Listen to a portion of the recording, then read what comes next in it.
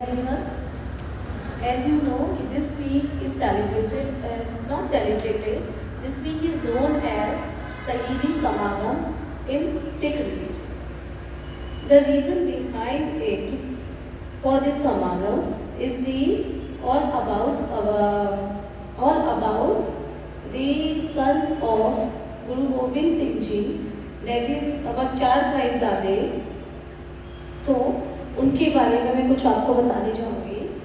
जब गुरु गोविंद सिंह जी मुगलों से लड़ाई कर रहे थे, वो एक कच्चे किले में छिपे हुए थे और मुगल कई हजार संख्या में और वो कुछ 100 संख्या में मुगलों से लड़ाई कर रहे.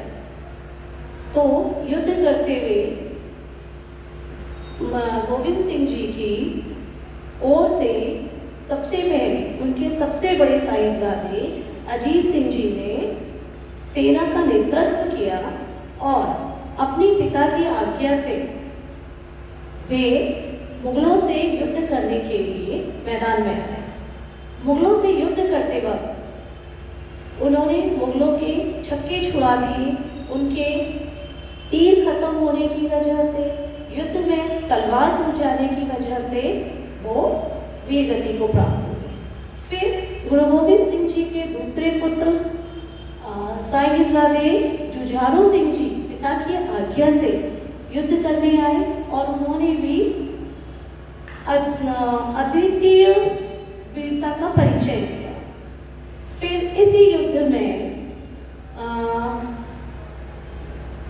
गुजरी माई के साथ गुरु गोविंद सिंह जी के दो और साहिबजादे फतेह सिंह जी और जोरावर सिंह जी उनसे बिछड़ गए और उनके रसोइये की सूचना के आधार पर वजीम खान ने उन्हें कैद कर दिया और उन्हें कई तरह की यातनाएं दी.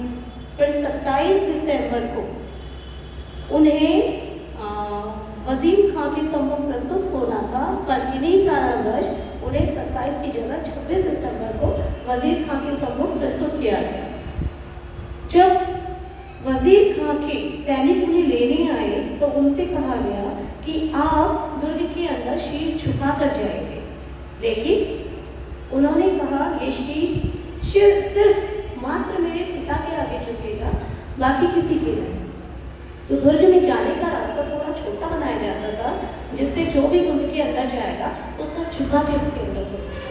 लेकिन जब ये साहिबजादे मात्र 8 वर्ष और 5 वर्ष के थे, जब उनसे कहा गया कि आप पहले शीश झुकाकर अंदर जाइए, तो उन्होंने दुर्ग के अंदर सबसे पहले अपने कदम रखे और उसके बाद अपने शीश लिए.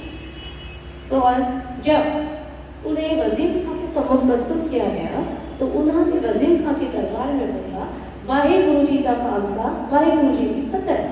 वहाँ पर बैठे सभी लोग इससे आक्रोशित हो गए, जिससे उन्हें वजीर खां के आदेशानुसार जिंदा चिड़वाने का आदेश दिया.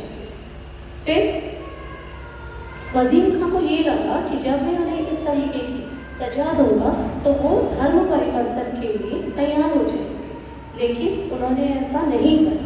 वो खुशी खुशी चिड़वाने के लिए तैयार हो गए. जब सबसे छोटे साहिबजादे को चिड़वाया जा रहा था तो